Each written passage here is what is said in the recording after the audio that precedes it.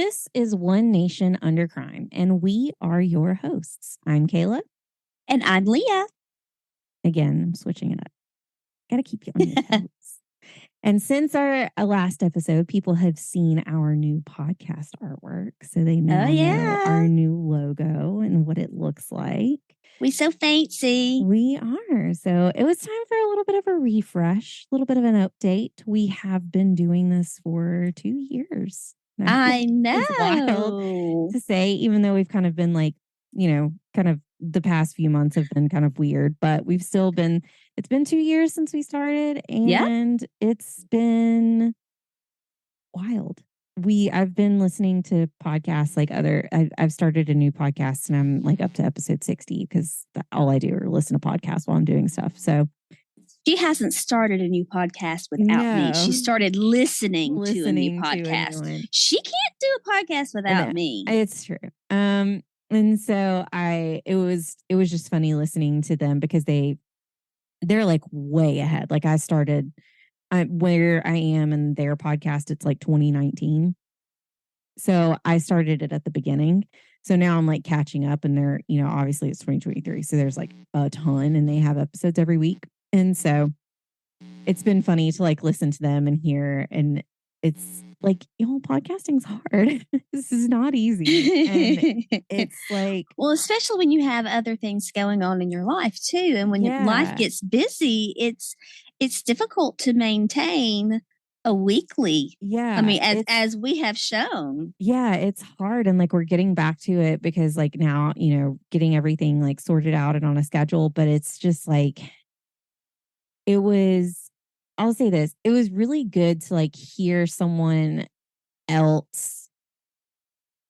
A lot of podcasts that you hear that start, I guess this is kind of how I'll put it, is a lot of podcasts will start out and the people who started them were already had a following of some sort somehow, had some kind of connection, had some kind of something like, and that's kind of how their podcast took off. Like, because they kind of had some sort of connection somewhere that they were able to kind of push and make, some things happen quicker for them or for them to become more popular quicker or, things like that. Like, you're not going to know who some like podcasters are that start them, but like they're very well known in certain circles. And so that's kind of how their podcasts get really big. Well, this one that I'm listening to now, and it's called Let's Go to Court.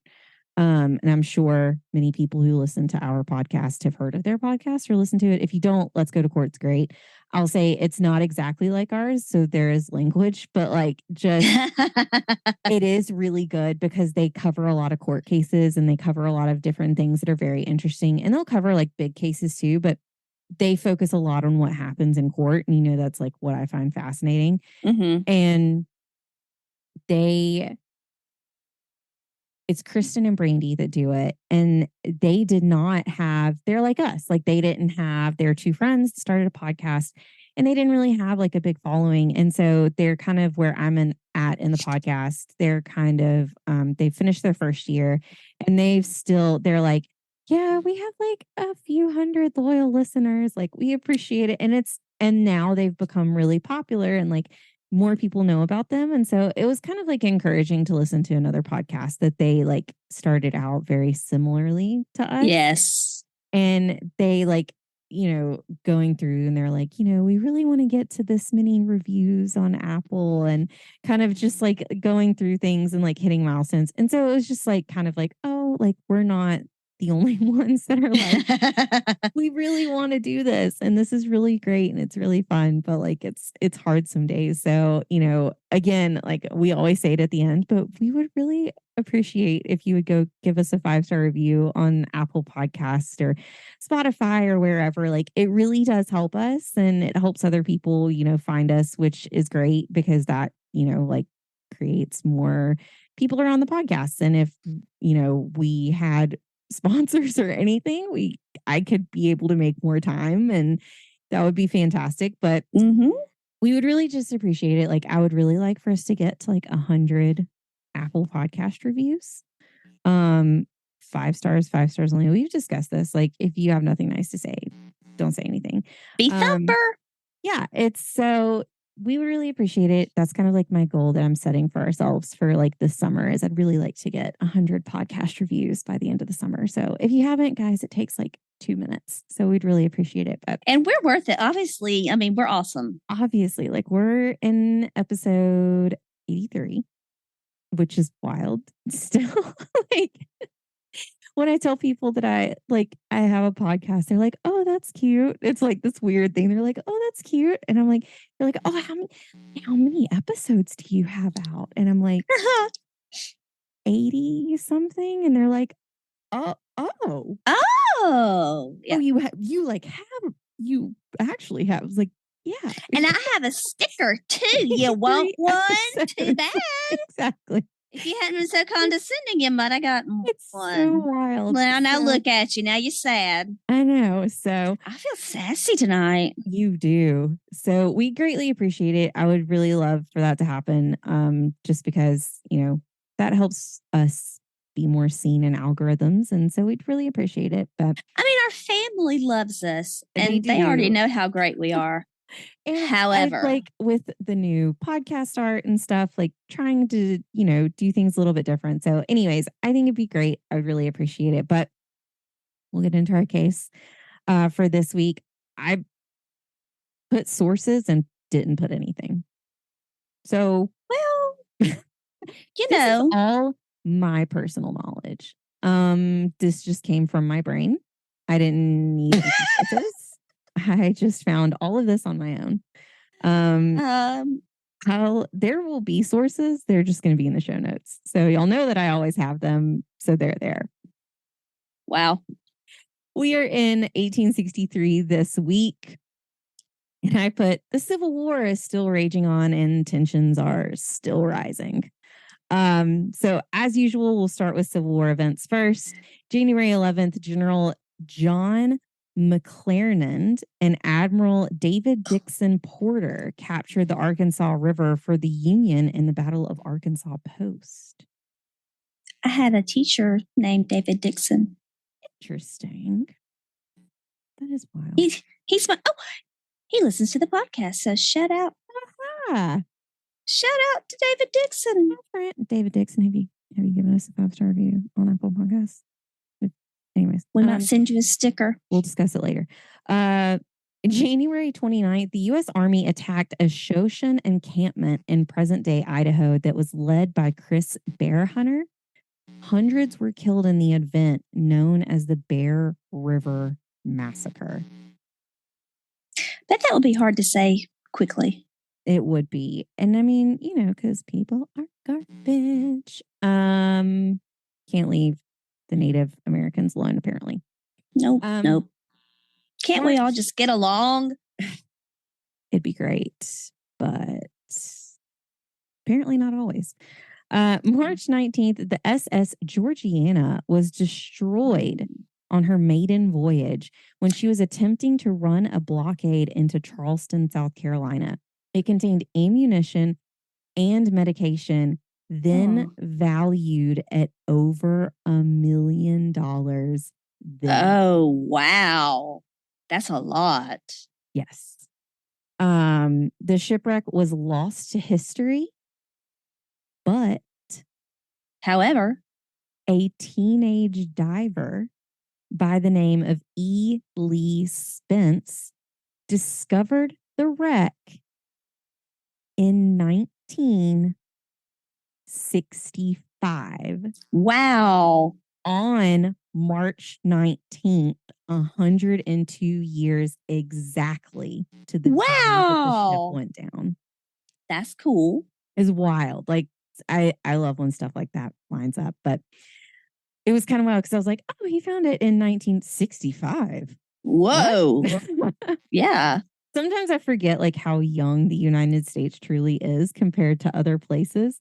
You talk about like castles and they're like, oh, it was built in 436. I'm like, 100? Oh, okay. Okay. Yeah. Yeah. We haven't even been around that long. It's fine. Yeah. We talked about that when we went to Scotland. We looked over, we were in one of the castles and there was a spiral staircase going up in a turret. Yeah, where And so many footsteps had gone. Yeah, and I was like, that staircase is older than our country. It's wild. Older than our country. It's amazing. It's so crazy. Amazing and beautiful. Okay, continue. May 1st through the 4th, the Battle of Chancellors took place where General Robert E. Lee defeated the Union forces with 13,000 Confederate casualties. One of those casualties was Stonewall Jackson. And there were 17,500 Union casualties. In the same month, May 14th through the 18th, Union General Ulysses S. Grant. We know that name. Ever heard of him? Defeated Confederate General Joseph E. Johnston in the Battle of Jackson in Mississippi. But then it also started the Battle of Vicksburg in Mississippi that lasted for 47 days until the 4th of July when Confederate forces surrendered. So there's just so many different things. But there's so many battles, guys. July 18th, the first formal Black military unit, the 54th Massachusetts Volunteer Infantry, unsuccessfully assaulted Confederate-held Fort Wagner. However, their contributions could not be ignored and proved the worth of Black soldiers during the war. Their commander, Colonel Robert Shaw, was shot leading the attack and was buried with his men. Which all I can think of is John Lawrence. Oh, me too. That's what I was thinking of too. Like, he would have been so proud. Like, he would have been so happy. So absolutely. August 8th, after losing the Battle of Gettysburg, General Robert E. Lee sent his letter of resignation to the Confederate President Jefferson Davis, but Davis refused his request. Oh, well. He's like, oh, that's cute. Your resignation must have been like, that must have been a request. So no, we're good. I'm sorry. I never received such a letter. Weird. Must have gotten lost in the post. That owl lost its way. Oh, wait. Wait a minute. The Pony Express got lost. The pony got lost. That's it. August 21st, Lawrence, Kansas is attacked by William Quantrill's raiders who killed an estimated 200 men and boys. The raid became notorious in the North as one of the most vicious atrocities of the Civil War. Quantrill's raiders, or bushwhackers, were a group best known for the pro-Confederate guerrilla tactics in the Civil War led by William Quantrill and included Jesse James. Yeah. Scoundrel, if you ask me.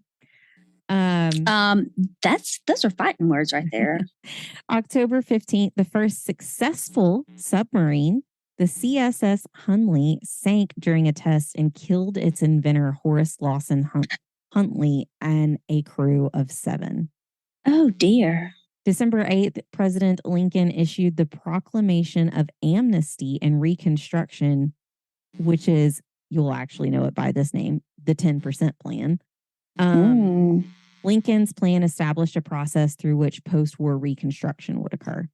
So it was kind of like, here's how we're going to build everything back. Then on to our just regular events that are kind of outside the Civil War. January 1st, President Lincoln issued the second executive order of the Emancipation Proclamation, specifying 10 Confederate states in which slaves were to be freed. And the first claim under the Homestead Act was made for a farm in Nebraska.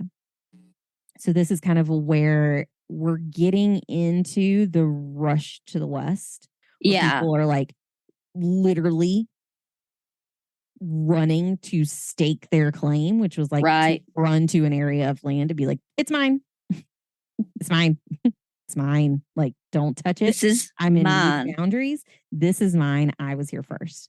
It was very serious. Yes. January 3rd, the Thomas Nast drawing of the modern Santa Claus appeared on the cover of Harper's Weekly. Although Santa existed previously, Nast, it hadn't been like, he hadn't been illustrated into something.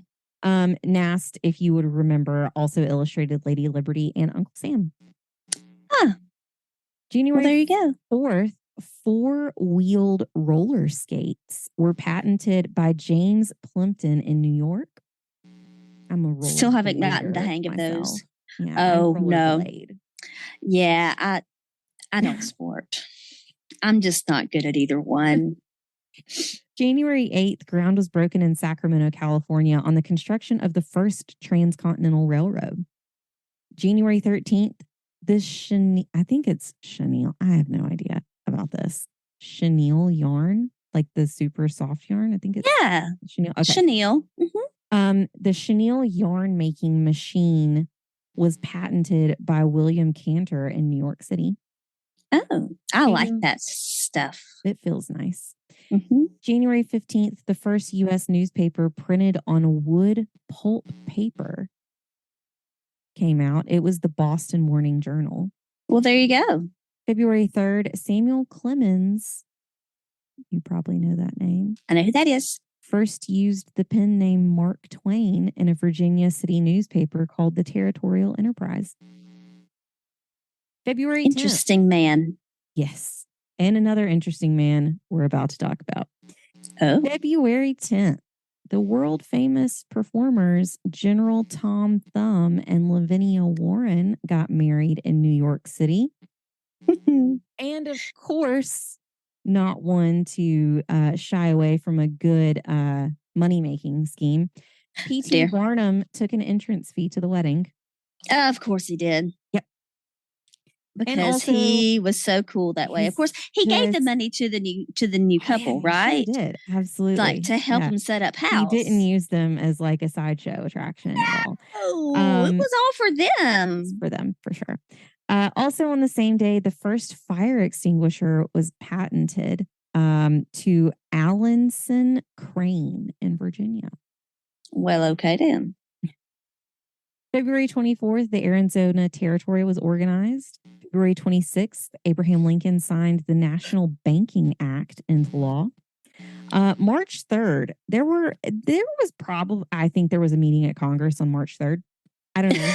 It's kind of giving off some vibes that there were because I have 5 different things for March 3rd. So most likely. Yeah. The Idaho Territory was organized. The Enrollment Act was signed. Okay. More on that. The Third Legal Tender Act was passed. Issue of gold certificates was authorized. And President Abraham Lincoln approved the charter for the National Academy of Sciences. I think they were there that day. I don't know. It seems as though someone was in attendance. Yeah, probably somebody was there. March 31st, the charter of Boston College was approved by the Commonwealth of Massachusetts. April 2nd, the Southern Bread Riots occurred in Richmond, Virginia, when about 5,000 people, it was noted that it was mostly women who were more impoverished, rioted to protest the price of bread. Oh, well. Yeah, they were like, no, we're not doing this. I mean, and get a Southern woman mad about something, she's going to tell you about it. Oh, yeah. April 13th, the Society for the Relief of the, again, guys, names back then. The Society for the Relief of the Ruptured and Crippled was incorporated in the state of New York. The ruptured and crippled? Ruptured. Yeah. That interesting is a visual that just does not align with anything that ruptured. I imagine like Men in Black when like they had that gun that would just make people go.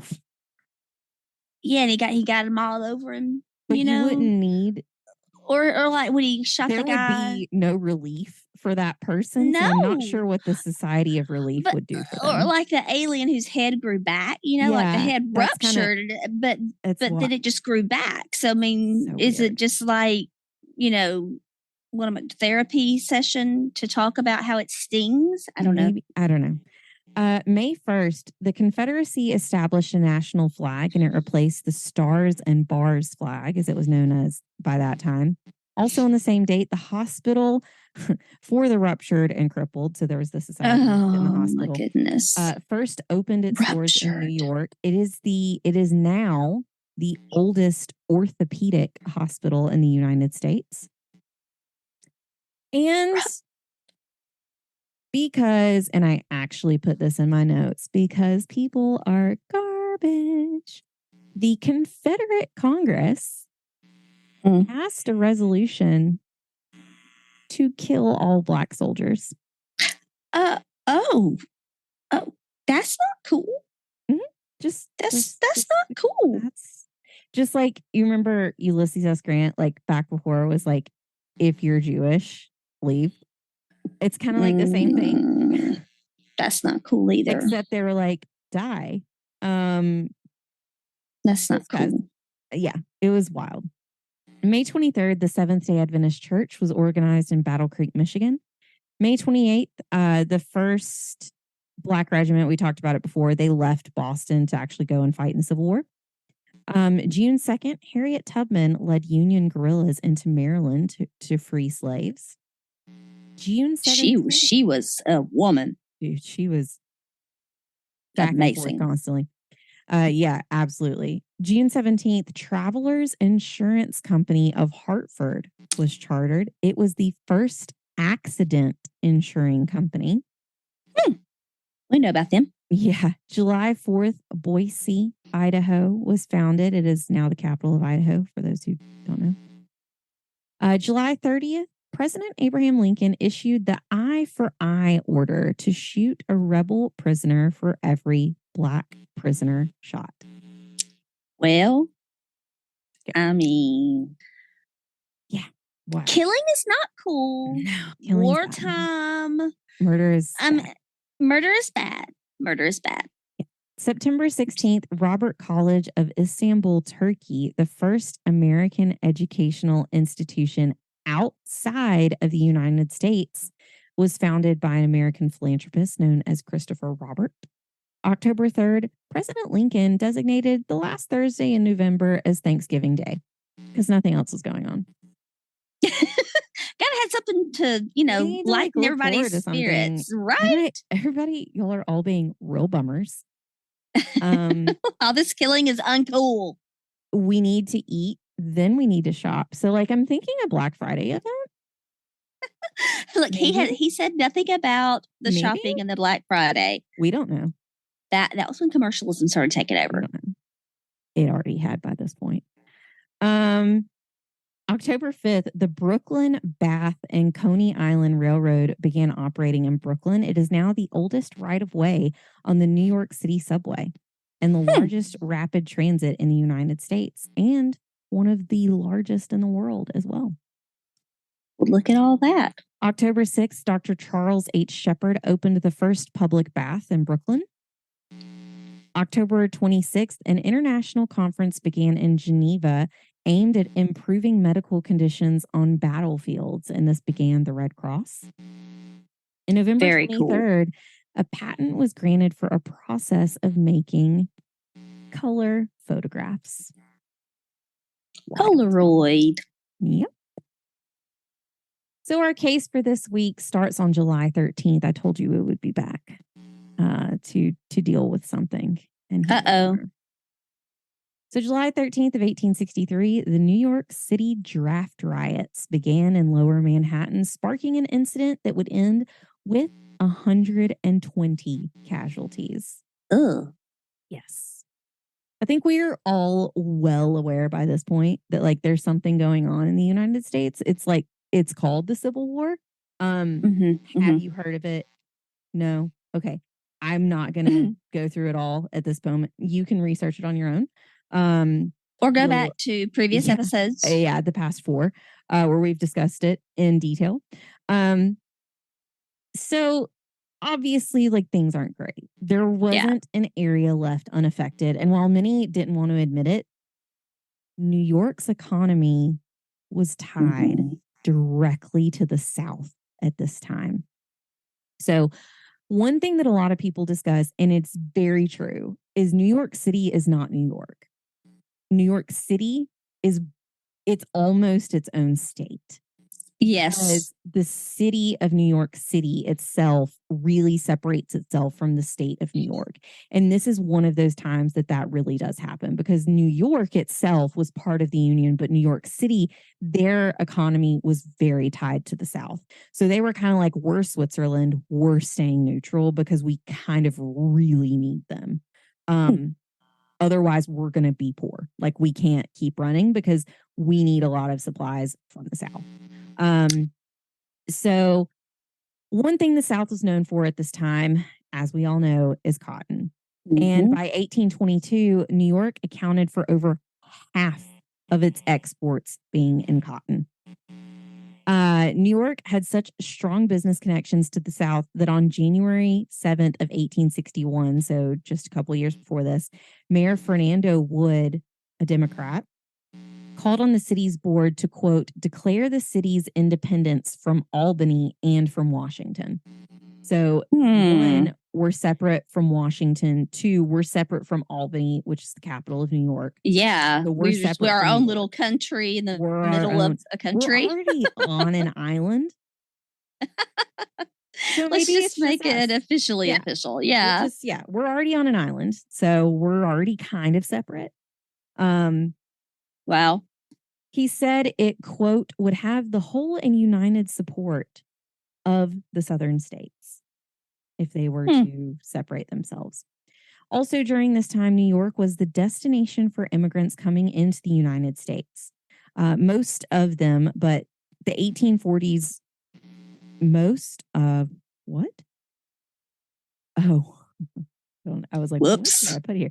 Most of the immigrants coming in were in like the 1840s, were born in Ireland or Germany and didn't speak a lot of English.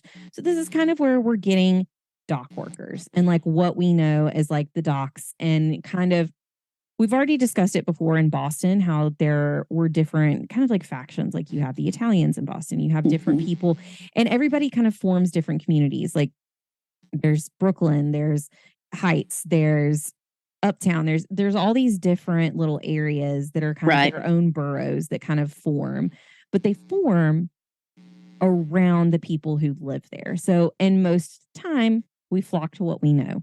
So you're going to have the area where it's mostly German. You're going to have the area it's mostly Irish. It's mostly, you name it, there, that's what it is. Now, a lot of places up there, Italian, mainly one of them. The other is like, if you're Puerto Rican, if you're Dominican, those are other kind of like areas that form around that. So that's what's going on at this time. And a lot of immigrants that are coming here do not speak English.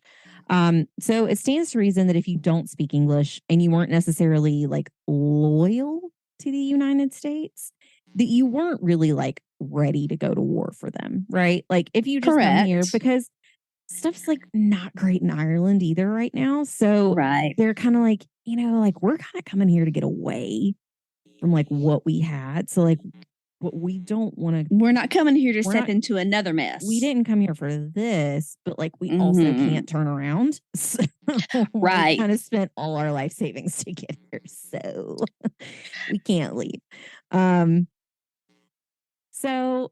But we didn't leave one mess to jump into another either. Exactly. So we just want to do our thing right here and not get all mixed up in your mess.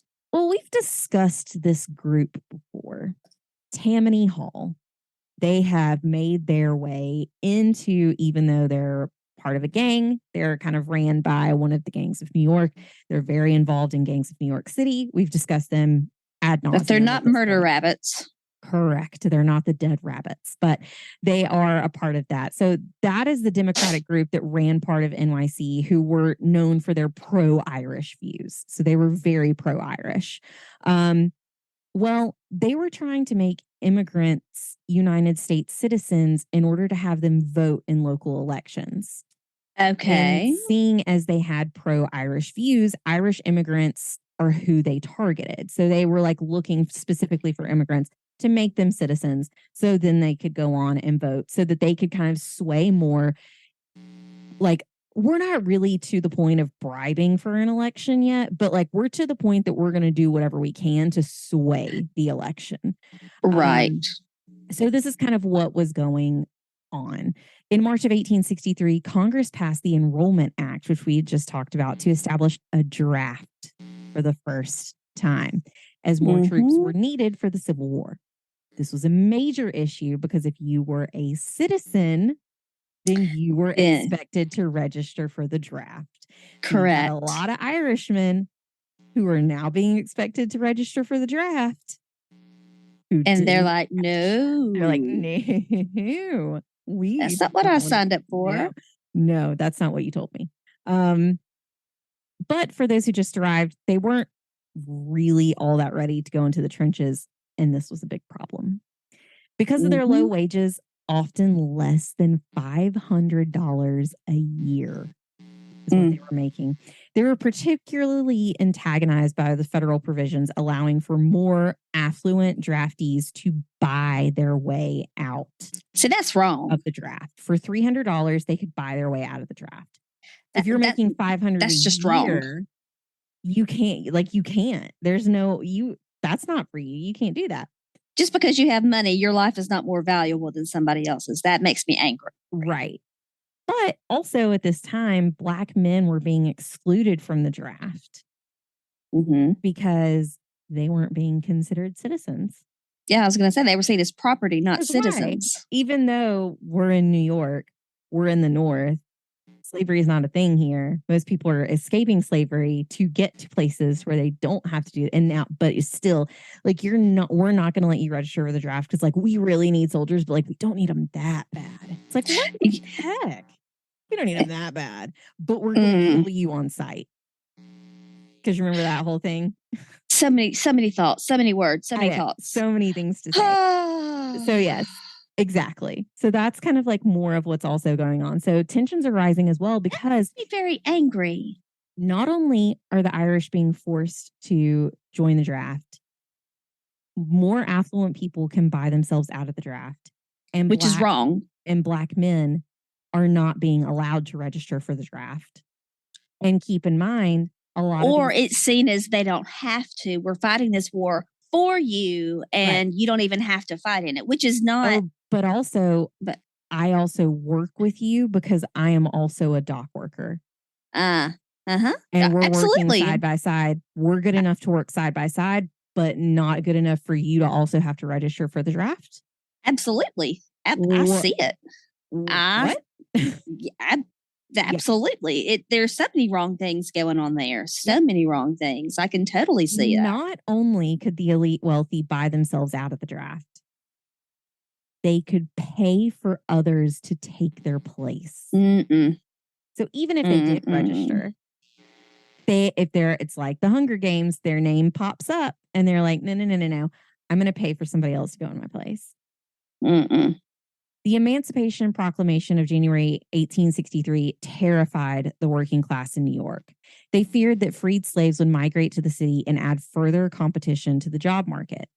There were tensions between Black and white workers, and it began in the 1850s, primarily, like I said, at the docks, because this is where most freed slaves and immigrants tried to get low-paying jobs.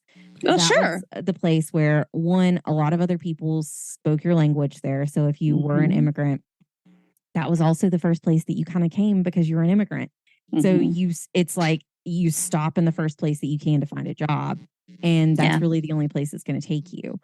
And you didn't have to be able to read a specific language. Yep. Or, you just had to be able to work. That was it. Yeah. You had to be strong. Point at something else and tell you, and you could do it all day long. Exactly. So in March of 1863, white longshoremen refused to work with Black laborers and rioted. Well, they attacked 200 Black men. Attacking's not cool.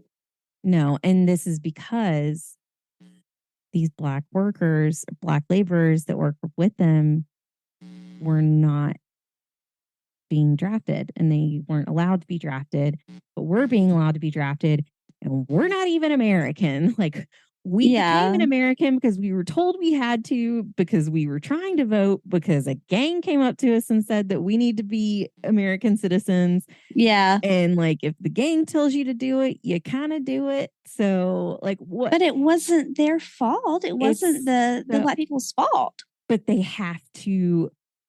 Exactly. It's not their fault. But in the eyes of these longshoremen, they need to blame it on someone, and they can't go up against a gang.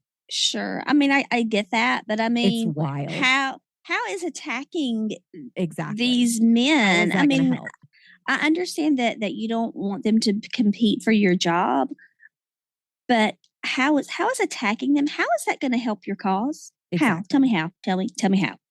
It's not.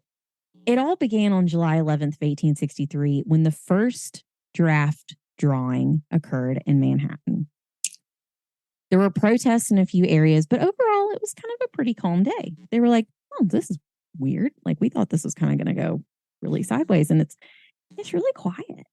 Well, quiet's bad. Yeah, it's real bad. It's kind of like you have two kids in a house like I do most of the time, and they get real quiet. And I'm like, what are y'all doing? What do you mean? We're not doing anything. And I'm like, you're not?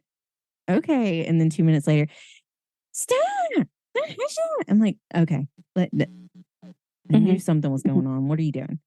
Yeah, quiet's not okay. Well, the second drawing was on the 13th, just after the Union's win in Gettysburg. They're like, the Union just won. Like, maybe we're not going to have a draft drawing on the 13th. Maybe they don't need us anymore. By 10 a.m., the 9th District Provost Office, which was a drafting location, was attacked by a group of over 500 men led by the volunteer firemen of Engine Company 33. Oh, that's bad. In a twist of events, when other firefighters showed up to break up the fighting, they joined in. The rioters destroyed their vehicles. But they were also firemen. Like, the rioters were firemen. Firemen came in to help and break up the riots. The firemen then turned around and destroyed the firemen's vehicles. It's wild. And they cut telegraph wires to prevent news of the riot spreading. They were like, this isn't going to get out to the other boroughs. We're going to make sure this just stays here. Oh. Yeah. They were organized. Very. They wanted to fight, and they were making sure that the message would be received loud and clear. This was not going to be a small fight that was just broken up and that's all that reaches the newspapers. Yeah. This was going to make the paper in a big way, and they were making sure that if they cut these telegraph wires and if they did this, that is more time that they have to buy before the National Guard is called in. They're very smart. And they knew. Very organized, yeah. And the militia, they were off in Gettysburg at this moment. So only the NYPD were left to try and suppress rioters. The superintendent, John Alexander Kennedy, arrived and was immediately attacked. He was nearly unconscious and almost unrecognizable by the end. Oh. The police were outnumbered, and both the police and the rioters knew they were outnumbered. The Bull's Head Hotel on 44th refused to give rioters alcohol, so the rioters just burned the hotel down. I mean, And there were no fire trucks because they destroyed them. The 8th and 5th District police stations and other buildings were attacked and set on fire. Other targets included the office of the New York Times. Oh. Because, yeah, we also need that burned down because we don't want this getting out in the paper. Just yet. Not yet. The mob was turned back at the Times office by staff that were manning Gatling guns in the New York Times office. Oh my gosh. They were like, no. We were ready for this. We knew we were a target. So they turned him around, including the New York Times founder, Henry Jarvis Raymond. who was also manning a Gatling gun to make sure no and one that's came pretty into epic right there. Yeah. That's a story. Yeah.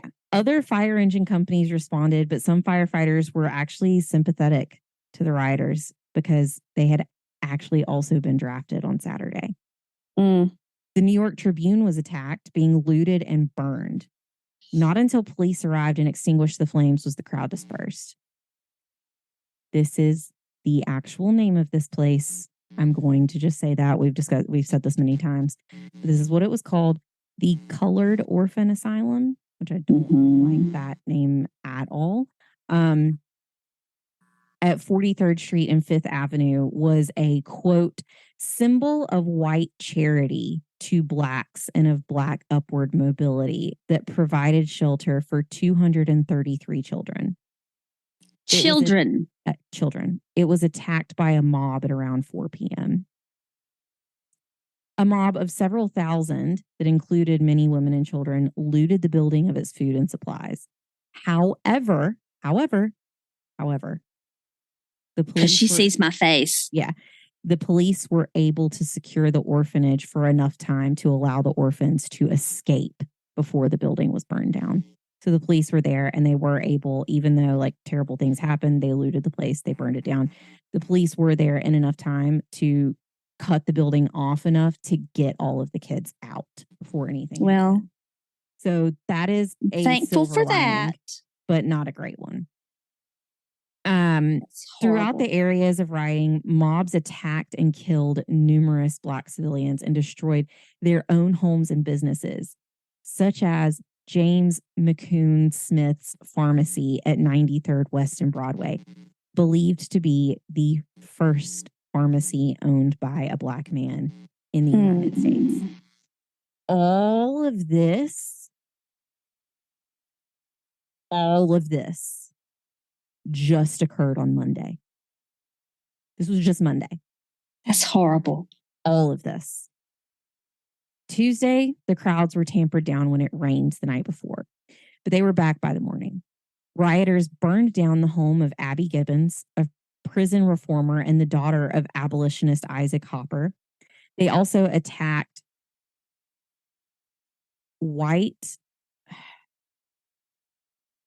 I don't know how to say this word. I also do not know if this word has super racist connotations to it. I'm going ahead and saying that ahead of time because this is a word, honestly, I've never seen it before. Amalgamationists. They were amalgamationists. I think that's how you say it, and I apologize if that is a really derogatory term. I don't know. But these were white women.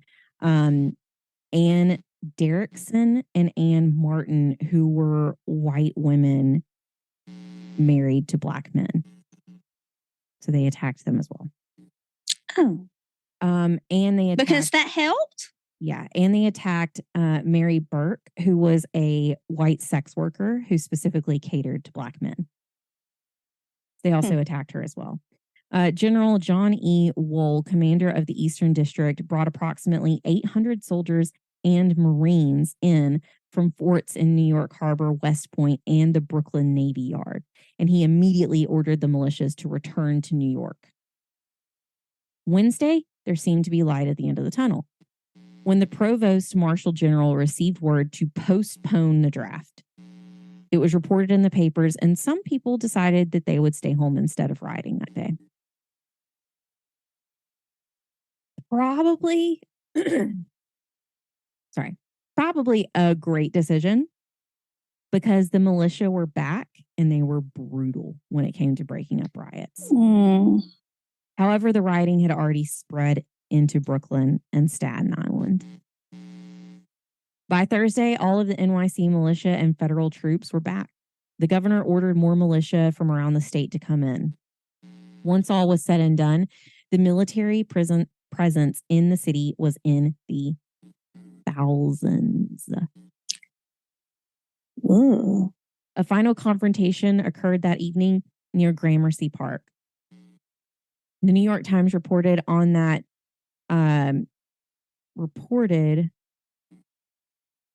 the New York Times reported on it that these were names of gangs, the Plug Uglies and the Blood Tubs. Blood Tubs. I'm a blood tub. Yeah, that's wild. They were gang members from Baltimore, as well as the Skykill Rangers and, quote, other rowdies of Pennsylvania. Rowdies of Pennsylvania. Yeah. They had all come to New York during the riots to participate alongside our past friends, the Dead Rabbits, and the Mackerel Villers. These all sound like really good minor league baseball team names. I was thinking of bands. Like the Trash Pandas. Yes. For those who don't know, in Alabama, the Huntsville minor league team, they're called the Trash Pandas. Yes. We also have I've been to their stadium. We also have the Montgomery Biscuits. Yes, we do. Because, So the Times wrote, quote, "The scoundrels cannot afford to miss this golden opportunity of indulging their brutal natures. And at the time of serving their colleagues, the Copperheads and secessionists sympathizers." The official death toll is actually unknown, but according to historian James M. McPherson, the number comes out to around 119. But other sources report the number being over 1,200. Yeah. The violence against Black residents in the city was abhorrent, to say the least. I'm going to enter a trigger warning right here. I find the visualization of this super awful and really upsets me. So if you don't want to hear about this, skip forward, because this is in relation to violence against Black residents in the city and what was going on. So if you want to skip forward just a few seconds, go ahead. Over the 5 days, 11 Black men were hung in various boroughs around the city. This is why I said this is one of the things that bothers me. One of those being a 7-year-old boy. And they hung them and left them there as a warning. Mm-hmm. Yeah. The number of injured participants is a child, a 7-year-old boy who has nothing idea to do what's with going it. on and nothing to do with it. Who was probably born there. Who was probably not at this time, probably not he is not probably himself a freed slave. He was probably born as a freed person. And hey, you know what? Even if he wasn't, he was a 7-year-old child. 7-year-old boy. That's somebody's child.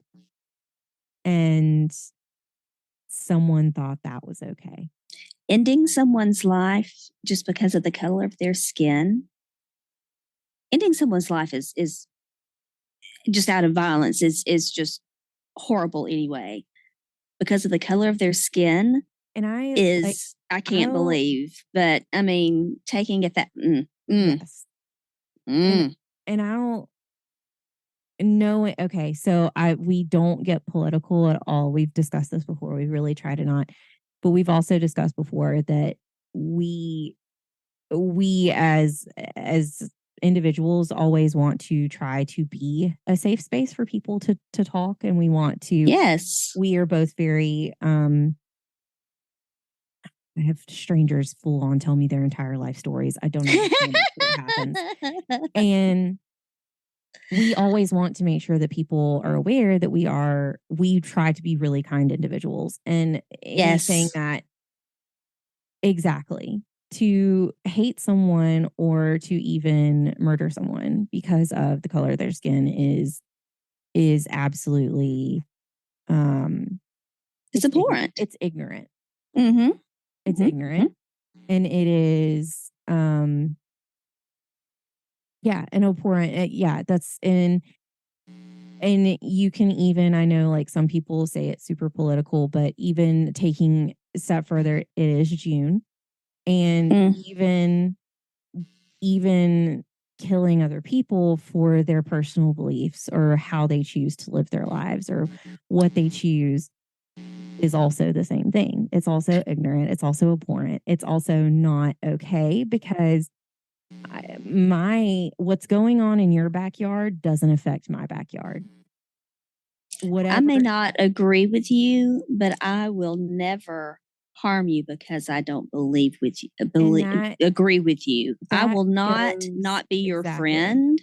That goes for your political beliefs, your religious affiliations, anything. It deals with all of that, and it's just very scary, and especially just to see things that have gone on. And one thing that I always really have enjoyed about history is that I really enjoy just learning things that have happened. And then you learn things like this. And we don't enjoy those things. It's very just hard to believe, really, at times. And really scary to see someone that doesn't, it's such an innocent thing for that to occur. And so I always really encourage everyone to like be tolerant even of anything and to just be kind. I even have a shirt that says be a kind person or be a kind human.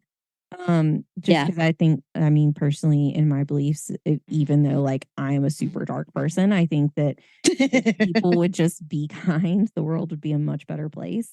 If people would just lead with kindness, then you would make it further in life. And here's the thing. Kayla and I don't agree on everything. In every situation. Very astonished at how much we really don't, that we have.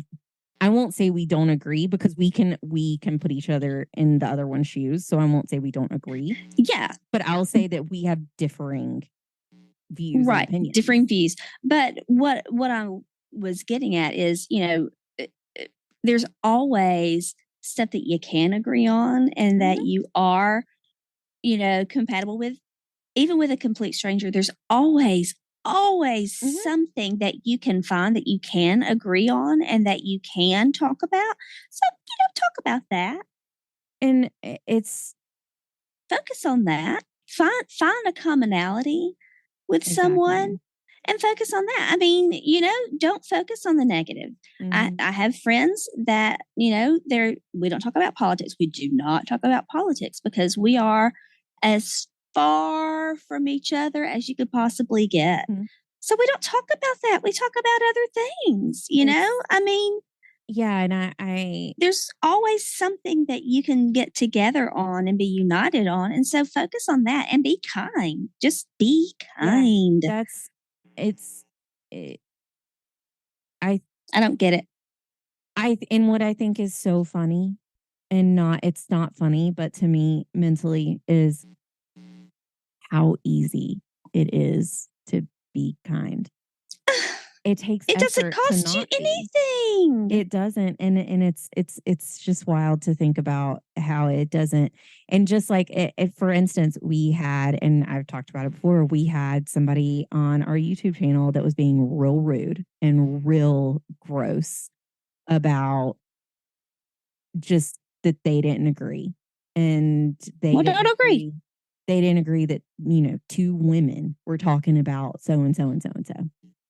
And one of the things that the person actually came around and was like, you're right. I can move on. Like I should have not said anything because one of the last things I said is you are clearly not our target audience. There are quite literally millions of podcasts. I hope you can find one that you enjoy. And I just said it costs you $0 to move on with your day and not be rude. And this person actually came back and was like, you're right. And I'm sorry. And I was like, good. Like, I that is all that I hope is that people can gather that out of something. Is that it costs you. If you don't agree, guess what? You can move right on past it. Yeah. You don't have to say anything. Guess what? Because if you say something or don't say something, it doesn't matter, because it doesn't matter. And it's just wild to me to see a lot of those things that it's just sad. And to think of that some people lead their lives with hate. Yeah. It takes a lot of energy. That's icky. Yeah. I mean, that's icky. That's a lot. And it's just, but I'll get back. That's a technical term to this. Yeah. It's just gross. So the number of total injured participants is easily over 2,000. That's just injured. Yeah. And of course, our dear friend Herbert Asbury wrote about in his book Gangs of New York that total property damages were about 1 to 5 million. And that was then. Yeah. Equivalent to 17.6 or $88.2 million. Historian Sam Elliott Morrison wrote that the rioters were, quote, equivalent to a Confederate victory. Yeah. 50 buildings, including 2 Protestant churches and the orphan asylum, were burned to the ground. 4,000 federal troops had to be pulled out of the Gettysburg campaign to suppress the riots. Troops that could have aided pursuing the battered armory of Northern Virginia as it retreated out of Union territory. As a result of the violence against them, hundreds of Black residents left New York. The elite. Wouldn't you? Exactly. The elite in New York organized to provide relief to Black riot victims, including helping them find new work and homes. But of course, and I can see both sides of it, a lot of people said that it was just the New York elite giving a handout that was disingenuous. I can see both sides. I think there's a handful of both mixed in that. I do too. I mean, if you want me to be honest, because I see that even today, there's always a handful that really care. Are in it to win it and really care and really want to help, and then others are like, oh, well, I'll be a part of that. Just doing it great. For the image. It's 6 in one, half a dozen in the other. Like saying, by 1865, the Black population in the city had dropped to under 10,000. That was the lowest since 1820, 45 years earlier. Even after all of this, the draft resumed in New York City just over a month later on August 19th. It was completed within 10 days without further incident. Fewer men were drafted than expected, but of the 750,000 selected nationwide for the draft, only about 45,000 were sent into active duty out of 750,000. New York's support for the Union cause continued, however, grudgingly, and gradually Southern sympathies declined in the city. The New York banks eventually financed the Civil War, and the state's industries were more productive than those of the entire Confederacy. By the end of the war, more than 450,000 soldiers, sailors, and militia had enlisted from New York State, which was the most populous state at the time. A total of 46,000 military men from New York State died during the war. But they actually more died from disease. Yeah, I can see that. Which was actually really typical at this time. Yeah. So those are the New York City draft riots.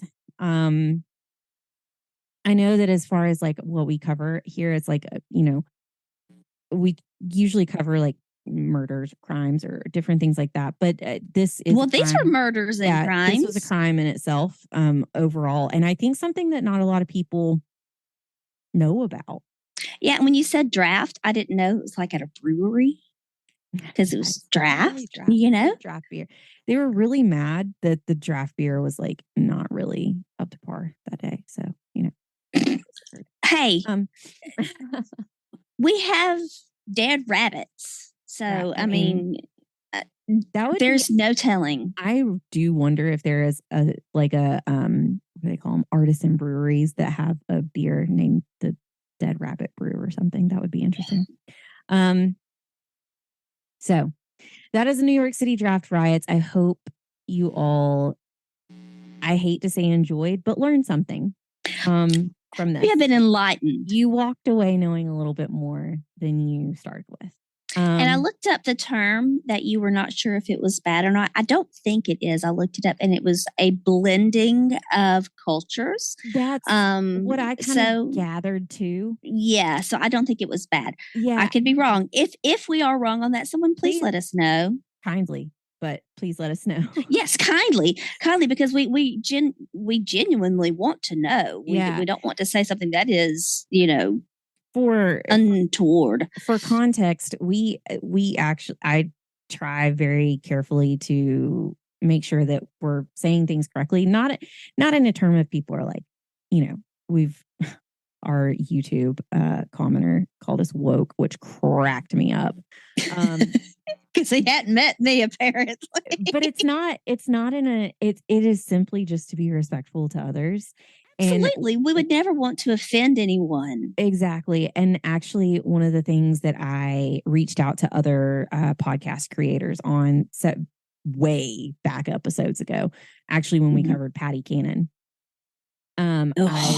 Vile creature. I specifically reached out and I said, how should I refer to X, Y, and Z? And I specifically reached out to other podcast creators that were, people of color, or they were Black creators, or specifically I said, I want to be respectful of this because I don't know. Some people don't like being called African American, but because they're not, I said, I want to make sure that I'm being respectful when saying these things. And so I want to make sure. And they were actually the ones that repeatedly were like, hey, we super appreciate you asking. The best way to say this, and that's why I do, they were like, one, just as a coverall, Black is fine. That's not anything negative. They said these are situations where it is. And when they said that, I was like, oh, yikes. Oh, yeah, that's bad. I would never say that. But yeah, they said the best way to say it is freed slaves or enslaved people. They were like, that's going to be your easiest differentiation, right, to be safe. And so we've actually, and just when we had an episode about Native Americans, I was very careful to research. And if some people say, well, you can't say Indian or you can't say Native American, and it's actually that's not true. Most Native Americans don't care. They're either way.